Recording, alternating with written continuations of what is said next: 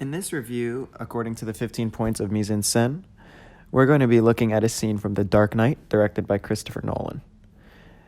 The scene takes place after the Joker is caught and he's being held in a prison cell at the police station.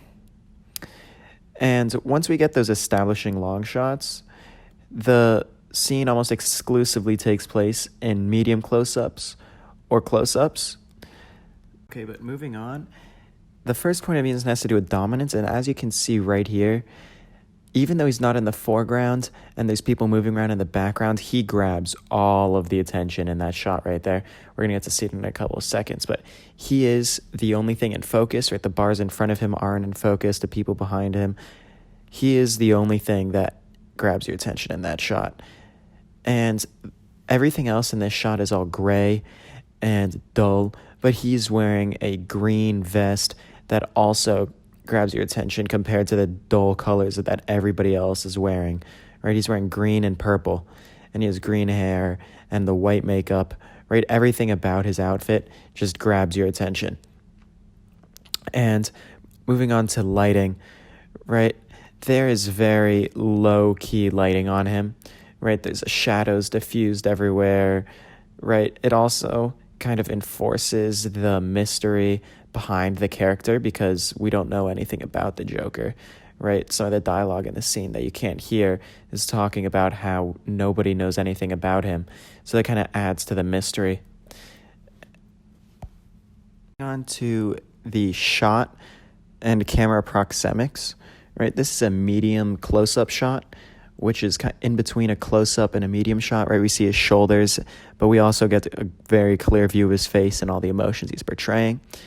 And quite ironically, this is a pretty eye-level shot, yet it's very dramatic. And that's usually not the case for eye-level shots. And moving on to the color, right? We already talked about the color a little bit, but he's vibrant, and he kind of adds to his like flair of a character. And now moving on to the lens, filter, stock. The lens that's used in this shot is probably a telephoto lens just because of how it tends to draw the main subject closer, and it also kind of diminishes that illusion of depth. And the stock is slow because of how good of quality this image is, right? It was shot in IMAX. And moving on to the subsidiary contrasts, I don't think there are actually any at all, right? The point of this shot is to just be focused completely on the Joker and his character, right? There's nothing else that can possibly grab your attention in this shot because it's all so uniform and gray and dull. And the density, I would say, is actually pretty moderate just because of the bars that are right in front of him. They kind of just serve as visual information so that the viewer knows kind of what is happening and where they are to kind of remind them.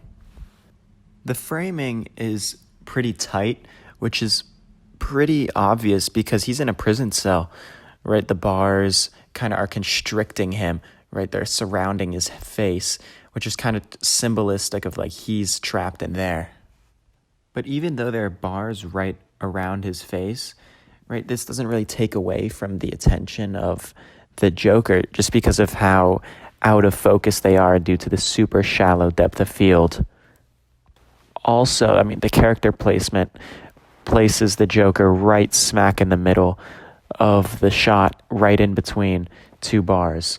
So it kind of shows how important the character is in this shot. And moving on to staging positioning, right? This is a full front shot, right? It's haunting almost, right? It almost seems as the Joker is looking at you, right? Just like the acting is really good, and it's almost as if we're having a staring contest with him.